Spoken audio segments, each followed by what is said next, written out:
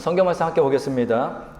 오늘 우리에게 주신 하나님의 말씀은 신약성경 요한계시록 20장 11절부터 15절 말씀입니다. 찾으셨으면 제가 봉독합니다. 또 내가 크고 흰 보좌와 그 위에 앉으신 이를 보니 땅과 하늘이 그 앞에서 피하여 간데 없더라. 또 내가 보니 죽은 자들이 큰 자나 작은 자나 그 보좌 앞에 서 있는데 책들이 펴 있고 또 다른 책이 펴졌으니 곧 생명책이라. 죽은 자들이 자기 행위를 따라 책들에 기록된 대로 심판을 받으니 바다가 그 가운데에서 죽은 자들을 내주고 또 사망과 음부도 그 가운데서 죽은 자들을 내주매 각 사람이 자기 행위대로 심판을 받고 사망과 음부도 불못에 던져지니 이것은 둘째 사망 곧 불못이라. 누구든지 생명책에 기록되지 못한 자는 불못에 던져지더라. 아멘. 오늘은 최후의 심판이라는 제목으로 하나님 말씀 대언하겠습니다. 예수님께서 이 땅에 다시 오실 때 적그리스도와 그를 따르는 거짓 선지자는 심판을 받아 유황불 붙는 못에 던져줍니다. 그리고 천년왕국이 지난 후에 사탄과 그를 따르는 세력 역시 심판을 받아 불과 유황못에 던져집니다. 오늘 본문은 그 이후 이 땅에 살았던 모든 사람들에 대한 최후의 심판에 대한 이야기를 기록하고 있습니다. 오늘 보면 11절입니다. 또 내가 크고 흰 보좌와 그 위에 앉으신 이를 보니 땅과 하늘이 그 앞에서 피하여 간데 없더라. 땅과 하늘은 흔적조차 사라져 보이지 않았습니다. 근데 사도 요한이 매우 뚜렷하게 본 것이 하나 있습니다. 그것은 크고 흰 보좌와 그 위에 앉으신 분입니다. 누구시겠습니까? 바로 하나님이십니다. 하나님께서 앉으신 보좌가 크다라는 것은 하나님의 심판이 당신의 모든 피조물에게 미친다라는 것입니다. 예외 없이 모든 피조물을 다 심판하신다라는 거예요. 희다라는 것은 하나님의 심판은 공의롭다라는 것입니다. 이것은 당시 도미티아누스 황제의 극심한 박해 아래 있었던 초대교회 그리스인들에게는 매우 중요한 메시지가 되었습니다. 당시 사람들은 세상의 중심은 로마 제국이라고 생각했습니다. 그리고 그 중에서도 로마 황제가 세상을 지배하고 통치하고 다스리는 그 중심 중에 중심이라고 생각했습니다. 그래서 당시 사람들은 세상의 통치와 또한 최종 심판은 로마 황제의 보좌에서 나온다라고 생각했습니다. 그래서 많은 사람들이 로마 황제 앞에 엎드려 무릎 꿇고 그를 신처럼 섬겼던 것입니다. 그리고 로마 황제의 권력이 영원할 것이라 생각한 사람들은 로마 황제에게 잘 보이기 위해서 그가 원하는 대로 교회와 그리스도인들을 핍박하고 박해하였던 것입니다. 그러나 사도 요한은 로마 황제의 보좌가 최종 결정을 내리는 것이 아니라 그 위에 하나님의 보좌가 있다라고 강조하고 있는 것입니다. 무엇을 얘기하는 것입니까? 이 세상을 진정 다스리시고 통치하시고 최종적인 심판하시는 분은 인간의 권력이 아니라는 것입니다. 사람이 아니라 하나님이라는 거예요. 다시 말해서 인생을 살아가면서 사람이 의식하고 살아야 될 대상은 사람이 아니라 하나님이다라는 것입니다. 사도 바울은 자신의 삶을 돌아보면서 다음과 같이 고백합니다. 디모데후서 4장 7절입니다.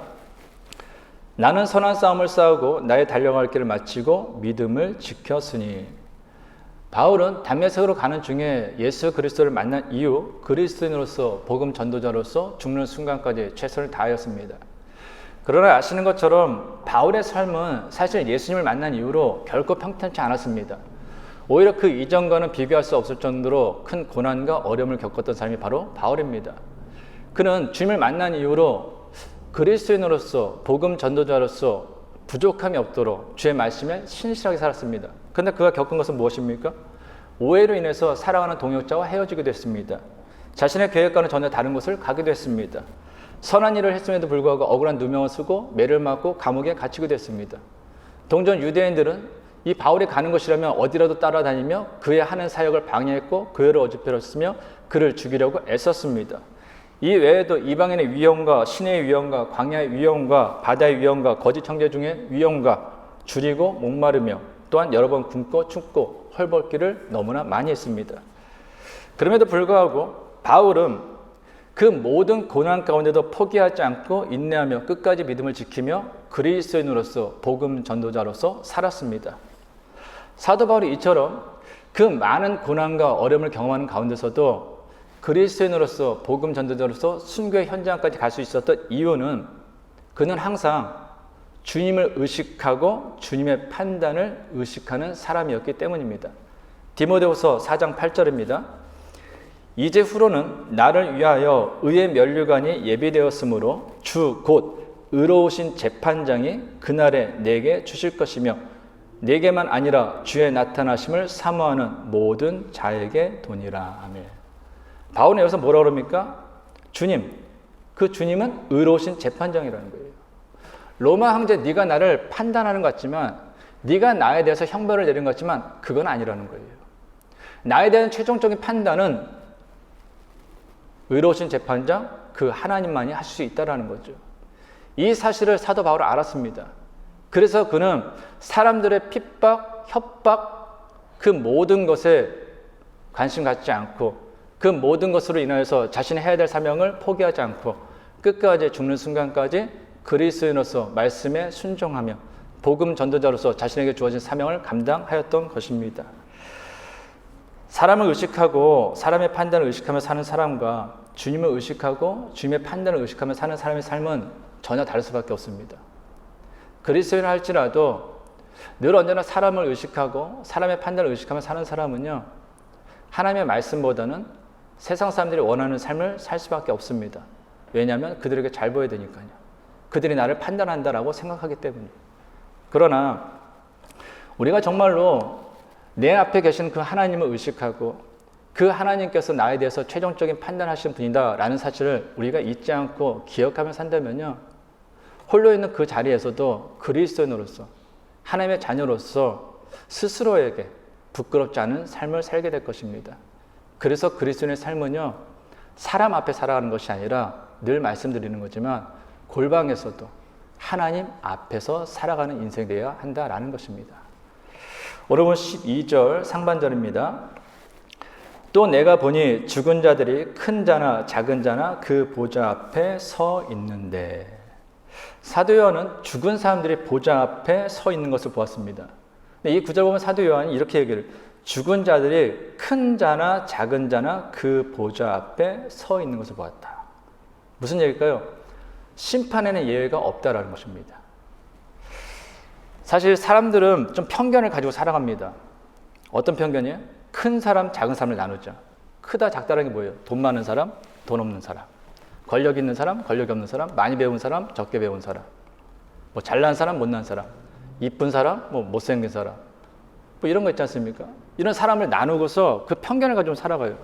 그 대표적인 게 이런 거 아니겠습니까? 우리는 돈 많은 사람을 돈 많다고 그러지 않습니다. 뭐라고 그러죠? 잘 산다고 그래요. 돈이 없는 사람을 가난하다고 하지 않고 못 산다고 합니다. 편견이죠. 돈이 많다고 해서 잘 사는 건 아니죠. 오히려 돈 많은 사람이 가난한 사람들의 돈까지 뺏어서 더 많은 것을 취하려고 악하게 사는 경우가 얼마나 많습니까? 다른 회사를 망하게 하고 연약한 나라를 짓밟고 그런 경우가 얼마나 많냐라는 거예요. 그럼에도 사람들은 돈이 많으면 잘 산다고 합니다. 가난한 건 돈이 없는 것 뿐이에요. 돈이 없어도 정말로 사람답게 아름답게 사는 인생은 참 많습니다.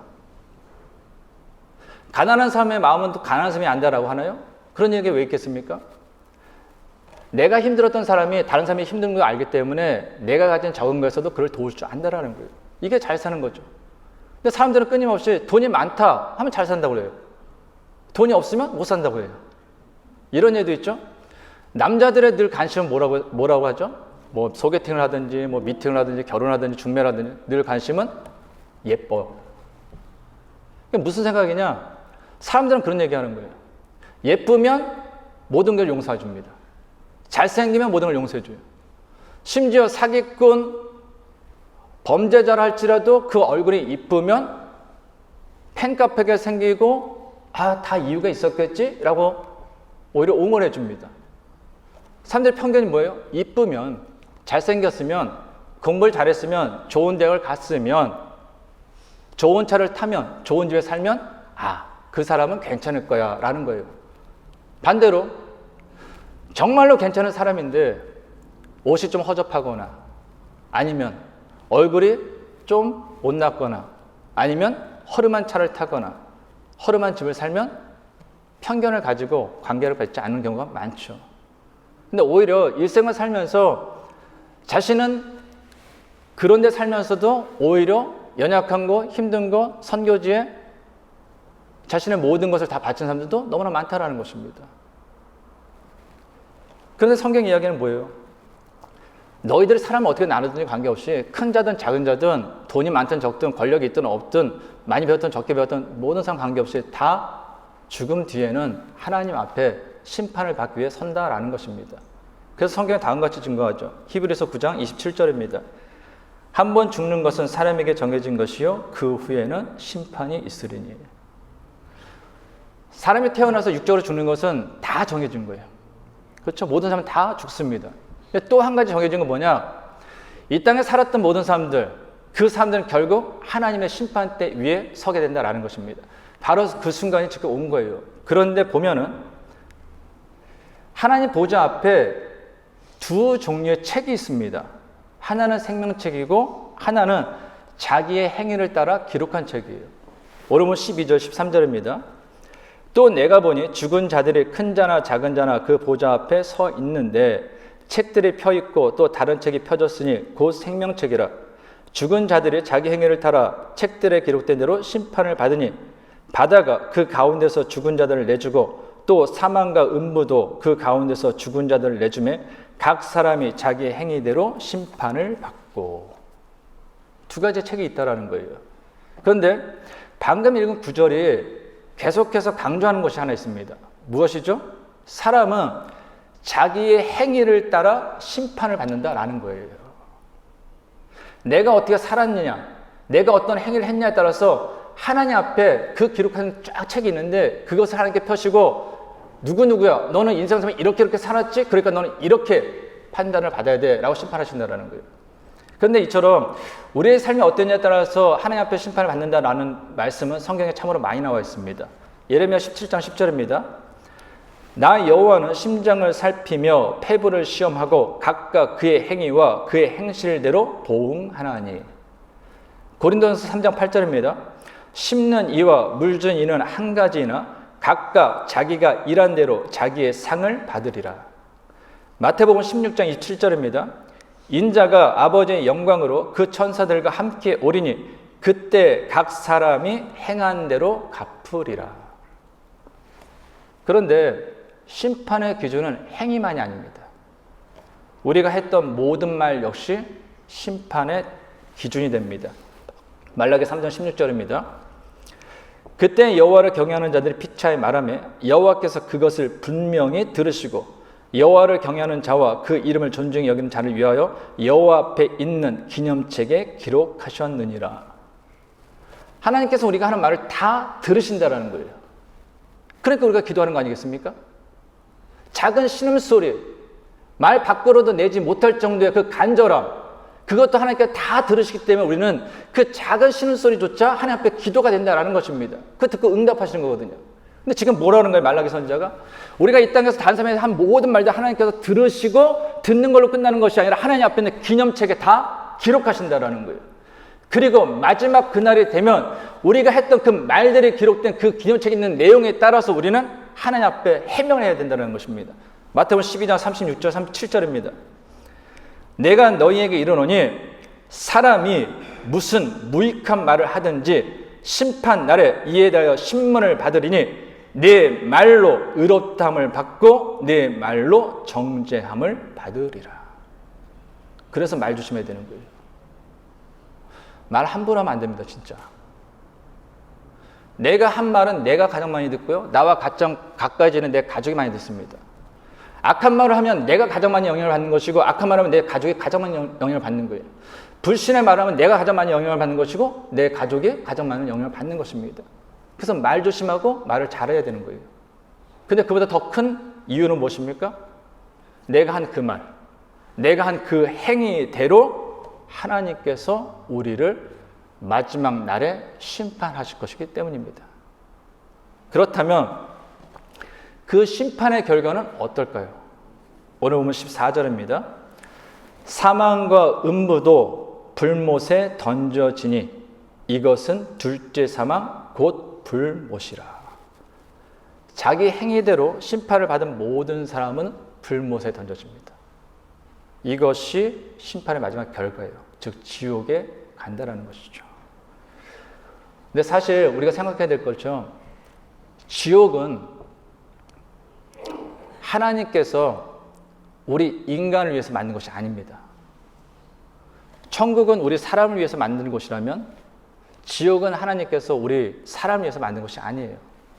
마태복음 25장 41절입니다. 또 왼편에 있는 자들에게 이르시되 저주를 받은 자들아 나를 떠나 마귀와 그 사자들을 위하여 예비된 영원한 불에 들어가라. 이 지옥은 마귀, 그 마귀를 따르는 자들을 위해서 예비된 곳이에요. 하나님께서는 예수 그리스도를 이 땅에 보내시고 자신의 죄를 대신하여 사람들의 죄를 대신하여 십자가에 내어놓을 정도로 사람을 사랑하시는 분입니다. 그렇게 사람을 사랑하시는 하나님께서 어찌 사람이 지옥에 가는 것을 원하시겠어요? 원하지 않으세요. 그럼에도 불구하고 사람이 지옥에 가는 이유는 무엇이냐? 하나님께서 보내시는 것이 아니라요. 자기가 마귀를 따르기로 선택했기 때문에 자기의 선택에 의해 지옥에 가는 것이다 라는 것입니다. 어떤 사람들은 사람이 죄인이 된 이유에 대해서 하나님을 원망하는 경우가 있습니다. 왜 하나님께서 굳이 선악을 알게 하는 그 나무를 만드셔가지고 아담과 하와로 하여금 그걸 따먹게 하셔서 죄인이 되게 하셨냐라는 거예요. 근데 이건 맞는 것이 아니죠. 이렇게 주장하는 사람들이 중요하게 이꾸지내는 것이 하나 있습니다. 하나님께서 선악을 알게 하는 나무보다도요, 훨씬 더 많은 나무의 열매를 아담과 하와에게, 즉 인간에게 주셨다라는 거예요. 하나님께서는 에덴 동산에 수많은 나무와 열매를 만드시고요, 그 모든 것을 다 아담과 하와, 인간에게 주셨습니다. 이미 그들에게는 부족함이 없을 정도, 아니 차고 넘칠 정도의 수많은 하나님께서 주신 귀한 선물이 다 있었습니다. 그럼에도 불구하고 그들은 이미 자신에게 주어진 것에 만족하지 못하고 하나님께서 주지 않은 것, 하나님께서 접근하지 말라고 한 그것에 집착함으로 사탄의 유혹에 넘어가 죄를 지은 거예요. 사람이 유혹에 넘어가는 이유는 무엇인지 아십니까? 이미 내게 있는 것에 만족하지 못하기 때문이에요. 이미 내게 주어진 것을 보지 않고 내게 없는 것, 하나님께서 주시지 않았으면 그것은 내게 필요 없는 것이 안 주셨다라고 생각을 해야 되는데, 마치 자신이 자기 자신에 대해서 다 아는 것처럼 스스로가 하나님인 것처럼 착각하여 내게 있는 것이 아닌 내게 없는 것, 그것에 집착함으로 그래 조금만 더 저것만 있으면 더 행복해질 거야, 더 나아질 거야, 더 보람이 있어질 거야, 그 유혹에 넘어가 사탄의 그 죄에 빠지게 된다라는 것입니다. 지옥도 동일한 거예요. 하나님께서는 절대로 사람을 지옥에 가기를 원하지 않으셨습니다. 그럼에도 사람들이 지옥에 가는 것은 자신의 욕심과 욕망에 이끌려 사탄을 따르기로 선택했기 때문입니다.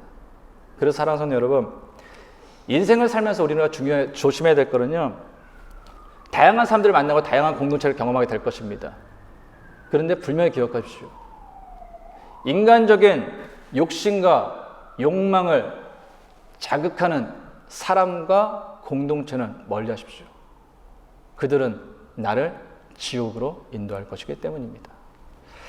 이처럼 마지막 날 모든 사람은 자기 행위대로 심판을 받아 불타는 불못에 던져질 것입니다. 이것을 성경은 둘째 사망이라고 이야기합니다. 둘째 사망에 대해서는 21장에 또 나와서 그때 더 말씀드리고요. 오늘 본문은 최후의 심판에 대해서 이렇게 기록하고 있습니다. 그런데 오늘 본문을 쭉 살펴보면은 한 가지 좀 중요한 질문이 하나 들죠. 분명히 성경은 하나님께서 사람이 행한 그 행위에 따라서 심판하신다고 했어요. 그러니까 심판의 기준이 행위라는 거예요. 그렇다면 과연 이 세상에 살았던 그 모든 사람들 중에서 행위로 하나님의 심판을 받지 않은 사람이 있는가라는 거예요. 성도님들 어떻습니까? 과연 행위로 구원받을 수 있는 완전한 삶을 사셨습니까? 말과 행위, 생각. 적어도 저는 그렇지 않습니다. 다른 사람은 몰라도 저를 알잖아요. 제가 하는 많은 생각, 제가 하는 말, 제가 살았던 그 모든 삶. 가끔가다 이렇게 나이가 이제 조금씩 드는지 늦게 자든 일찍 자든 너무 일찍 일어나요. 예? 늘 이렇게 집사님들이랑 이렇게 장로님 이렇게 식사하다 보면 연세가 드실수록 일찍 일어나신다고 하더라고요. 잘 몰랐는데, 일찍 일어나요. 뭐, 기도하라 뭐다 해가지고 기도하다 이렇게 하는데, 하다 보면 이렇게 좀 잡생각이 이런 게 들잖아요. 예전에 했던 것도 뭐 이렇게 다 생각날 때가 있어요. 그러면은 참 부끄럽다. 참 잘못 살았다. 라는 생각할 때가 참 많습니다. 제 자신은 저에 대해서 너무 잘 아니까요. 그러니까 행위로 말대로 심판 안 된다면 저는 당연히 지옥에 가야 돼요. 사도 바울 역시 이렇게 고백합니다.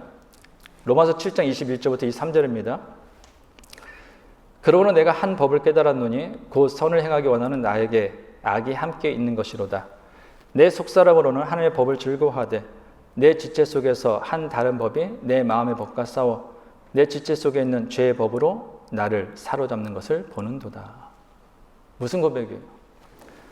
내 속에 악이 살아서 역사한다는 거예요. 하나님의 법을 즐거워하는 내가 분명히 있는데 내가 죄에게 지고만다는 겁니다. 근데 이 로마서 7장 이 고백은요, 여러 가지 학설은 있지만 사도 바울이 사실 예수님을 믿기 전의 고백이 아닙니다.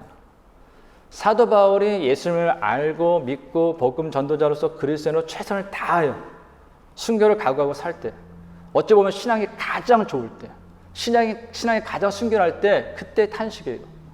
나 정말 하나님이 너무 좋은데, 하나님의 말씀이 너무 좋은데, 하나님의 법이 너무 좋은데, 나 그래서 하나님 법대로 살고 싶은데 내 안에 여전히 악이 있다라는 거예요. 하나님의 말씀대로, 하나님의 법대로 살지 않으려는 그 악이 있다라는 거예요. 근데 그 악이 나를 포로로 만든다는 것입니다.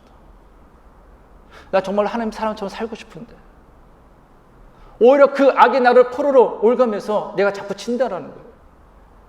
그래서 바울의 탄식이 다음과 같이 이어집니다. 로마서 7장 24절입니다. 오라 나는 곤고한 사람이로다. 이 사망의 몸에서 누가 나를 건져내랴. 오라는 슬플 때 내지르는 탄식입니다. 곤고하다는 건 비참하다는 거예요. 그렇죠. 하나님의 사람으로서 하나님의 법이 무엇인지 알고 하나님의 말씀도 잘 알고 하나님께서 어떻게 살기를 원하는지도 알아요. 너무 잘 알아요.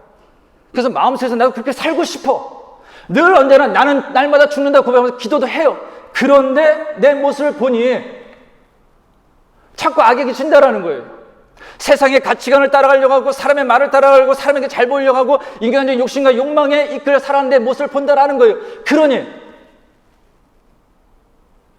슬프죠. 그러니 괴롭죠. 제발 누가 나의 이 비참한 상황에서 나를 좀 건져줬으면 좋겠다라는 그 울부짖음입니다. 성도님들은 그렇지 않습니까? 저는 그렇습니다. 목사로 말씀을 준비하고 이렇게 설교를 하고 목회를 하지만 참, 나 같은 사람이 목회를 한다라는 거, 나 같은 사람이 하나님의 말씀을 증거한다라는 거, 나 같은 사람에게 하나님께서 말씀을 깨닫게 해주신다는 거, 부끄럽고 감사하고 죄송할 밖에 없습니다. 그러니 말과 행위로 하나님께서 심판하신다면 모든 사람은 다 지옥에 가는 게 맞아요. 그럼 우리에게는 소망이 없는 것입니다. 그럼에도 불구하고 아직 소망이 있죠. 그러니까 성경이겠죠. 오늘 본문 15절입니다. 우리 한번 같이 읽겠습니다. 시작. 누구든지 생명책에 기록되지 못한 자는 불못에 던져지더라. 목사님 소망이 있다던 이게 웬 말입니까? 예? 지금 구절 읽었잖아요. 누구든지 생명책에 기록되지 못한 자는 불못에 던져진다. 맞죠? 근데 반대로 생각해 보세요. 누구든지 그럼 어떻게 되는 거예요? 생명책에 기록된 사람은 불못에 던져지지 않는다. 누구든지 네 행위와 네 말과 네 삶이 바르지 못함을 내가 알지만 하나님의 말씀대로 하나님의 법대로 살려고 했지만 그렇지 못하게 산 걸 내가 알지만 그럼에도 불구하고 그 이름이 생명책에 기록되어 있다면 그 사람은 누구든지 불못에 던져지지 않는다. 지옥에 가지 않고 천국 하나님 나라에서 영원토록 산다라는 것입니다. 그래서 소망이 있는 거예요. 어떻게 이 일이 가능합니까? 예수님께서 십자가에 달려 우리의 죄를 담당하셨기 때문이에요. 베드로전서 2장 24절입니다. 친히 나무에 달려 그 몸으로 우리 죄를 담당하셨으니 이는 우리로 죄에 대하여 죽고 의에 대하여 살게 하려 하심이라. 그가 채찍에 맞음으로 너희는 나음을 얻었나니. 우리의 행위, 우리의 말대로 심판을 받는 우리는 모두 하나님의 심판을 받아 지옥에 갈 수밖에 없어요. 그러나 예수님께서 십자가에 달려 우리의 죄를 대신하여 피를 흘리셨기 때문에 우리에게 하나님 나라에 들어갈 수 있는 그 길이 열린 것입니다. 이에 대해서 사도 바울이 다음같이 증거합니다. 로마서 5장 12절입니다. 그러므로 한 사람으로 말미암아 죄가 세상에 들어오고 죄로 말미암아 사망이 들어왔나니 이와 같이 모든 사람이 죄를 지었으므로 사망이 모든 사람에게 이르렀느니라. 여기서 한 사람은 아담이에요. 아담 한 사람으로 이 땅에 죄가 들어왔고 사망이 들어왔다라는 겁니다. 로마서 5장 17절입니다. 한 사람의 범죄로 말미암아 사망이 그 한 사람을 통하여 왕노릇하였은즉 더욱 은혜와 의의 선물을 넘치게 받는 자들은 한 번 예수 그리스도를 통하여 생명 안에서 왕노릇하리로다. 아담 한 사람 말미암아 사망이 이 땅에 들어왔습니다. 사망이 인류를 지배하게 되어 그 집에서 벗어날 수 없게 되었습니다. 그러나 또 다른 한 분으로 말미암아 우리는 사망의 집에서 벗어나 생명의 지배를 받을 수 있게 되었습니다. 그분이 누구예요? 예수 그리스도예요. 고린도서 15장 21절 22절입니다.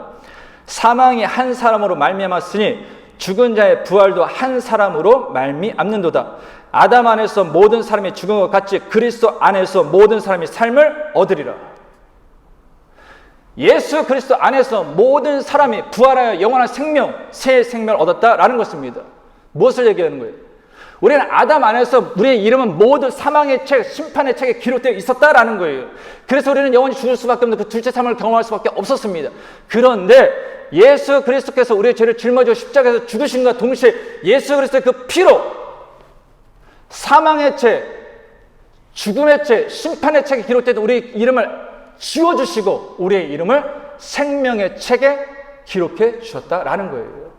그래서 예수께서 이렇게 말씀하시죠. 요한복음 5장 24절입니다.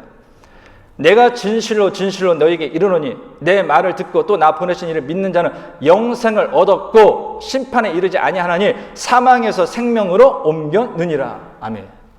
사망에서 생명으로 옮겼다라는 것이 사망의 책, 심판의 책에 이름이 기록됐던 우리의 이름이 이제 어디로 옮겨졌다고요? 생명의 책으로 옮겨졌다라는 거예요. 그래서 우리는 이 땅에서 소망이 있는 겁니다. 그래서 우리의 이름이 생명책에 기록되었다는 그것이 바로 우리에게 가장 큰 기쁨의 소식, 복된 소식, 복음이 되는 거예요. 우리 인생 중에서 가장 기뻐할 일이 바로 그것이다라는 것입니다. 그래서 예수님께서 이렇게 말씀하십니다. 누가복음 10장 20절입니다.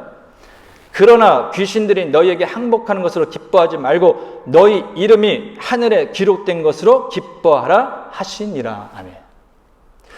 예수님께서 제자들에게 전도를 보내실 때, 파견하실 때 능력을 주셨어요. 귀신도 쫓아내고 병든 낫게 하는 걸 하셨습니다. 근데 예수님께서 그런 말씀을 야, 너희가 기도해가지고 너희가 내 이름을 의지해가지고 병든 자를 고치고 귀신 쫓아내고 그거 가지고 기뻐하지 마. 너희가 정말로 기뻐해야 될 건 무엇이냐? 너희 이름이 하나님 보좌 앞에 있는 그 생명책에 기록되어 있다라는 거라는 거예요. 무엇을 얘기하는 거예요? 어떤 사람은 돈이 있는 거 가지고 기뻐합니다. 어떤 사람은 권력을 잡은 거 가지고 기뻐합니다. 어떤 사람은 좋은 집을 산 거 가지고 기뻐합니다. 어떤 사람은 공부를 잘한 거 가지고 기뻐합니다. 기뻐할 일 있죠. 근데 그것만 기뻐하면 어떻게 될까요? 공부를 좀 못하면 슬퍼합니다. 돈이 좀 없으면 괴로워합니다. 건강이 좀 좋지 않으면 낙심합니다. 집이 좀 작으면 슬퍼해요. 내 인생 왜 이런가 하고서. 그렇지 않다라는 거예요. 네 이름이 하나님 나라에 하나님의 생명책에 기록되어 있음을 안다면 네가 영원히 거할 것은 하나님 나라이고 그곳에서 하나님과 함께 영원히 왕노릇할 것인데 그보다 기쁜 일이 뭐가 있다라는 거예요. 그러나 네가 지금 좀 힘들고 어렵고 괴롭고 슬픈 일이 있다도 이 세상 일은 잠깐 지나가는 일이니 너는 항상 기뻐하라는 거예요. 그래서 모든 일에 감사하라는 거예요. 그래서 소망 가운데 살라라는 것입니다. 그러므로 사랑하는 성도 여러분, 성도님의 이름의 생명책에 기록되어 있음을 기억하심으로 확신한다면 하나님께서 주신 그 오늘을 기쁨과 감사, 소망 가운데 채워가십시오. 또한 성도님을 사랑하는 가족, 친구, 이웃의 이름이 만일 하나님의 그 생명책에 기록되어 있다라는 확신이 없다면 여러분들의 사랑하는 그들을 위하여서 기도하십시오. 최후의 심판을 바라보며 그들에게 복음을 전하십시오. 그리고 여러분과 사랑하는 모든 사람들이 생명책에 이름이 기록되는 그 기쁨과 행복으로 살아갈 수 있기를 간절히 주님 이름으로 축원합니다. 기도하겠습니다. 하나님 아버지, 예수 그리스도의 보혈로 심판의 책, 사망의 책에서 저희 이름을 지워주시고 저희의 이름을 생명책에 기록하여 주심으로 하나님 나라에 들어가는 은혜를 베풀어 주심에 감사드립니다.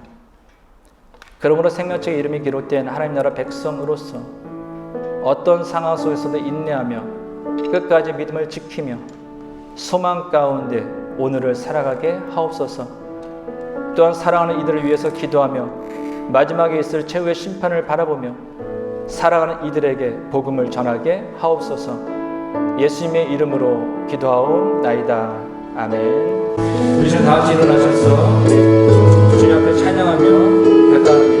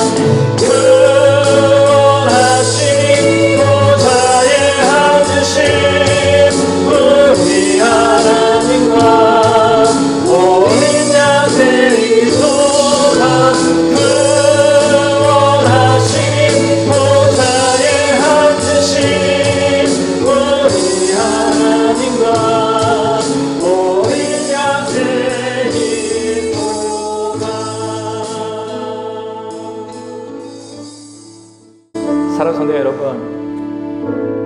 우리의 이름은 예수 그리스도의 은혜로 생명책에 이미 기록되어 있습니다. 천국은 이미 우리의 것입니다. 우리의 가장 중요한 문제가 해결된 것입니다. 그러므로 사랑하는 성도 여러분, 이 땅의 삶을 기쁨으로 써가십시오. 감사함으로 써가십시오. 소망 가운데, 은혜 가운데 복음 전파로 써가십시오. 하나님께서 여러분의 삶을 기뻐하실 것입니다. 우리 시간 기도할 때 하나님, 내 삶을 주님 앞에 드립니다. 주님 앞에 감사하게 해주옵소서, 기뻐하게 해주옵시고 기도하게 해주옵소서, 복음을 전하게 해주시옵소서. 또한 이번 주 수요일에 시즌을 받으시는 민문 영원쌤 주께서 함께 해주셔서 우리 같이 기도하겠습니다. 살아계신 역사하신 하나님을 감사드립니다. 하나님께서 우리를 구원하셨습니다. 하나님께서 우리의 생명을 생명책에 기록하여 주셨습니다. 우리에게 영원한 생명을 배워주셨습니다. 우리는 이미 천국 백성이 옵니다. 우리는 영원히 걸고 하나님 나라의 백성이 옵니다. 정말 하나님이시오. 우리가 이 땅의 삶을 바라보면서 전 돌파하지 않게 해주셔서 언제나 주의 나라를 바라보면서 기뻐하게 해주셔서 감사하게 해주셔서 언제나 주님 안에서 내가 사람들에게 되게 해주셔서 하루하루 살아가는 인생을 기뻐로 살아가게 해주셔서 감사로 살아가게 해주셔서 소망가운데 살아가게 해주시오. 하나님의 영광을 전하게 해주시오. 이 땅에 아주 주의 있지 않는 삶에서 기도하며 복음전하게 되게 해주셔서 특별히 영원 앞에 치료하시는 하나님이시오. 이번 주 주의 임명원의 수를 기도하며 나를 기도를 해주시오. 그 나를 위해 나를 데리고 섭사오니 아버지께서 함께 해주시오. 그날의 주님을 성경에게 해주셔서 어려운 영혼자 도에 전제를 치료받게 해주시오. 행복하게 해주시오. 오늘 주님의 사람을 전쟁에 올 것을 오시는 것을 수 있도록 주여 함께하여 주시옵소서.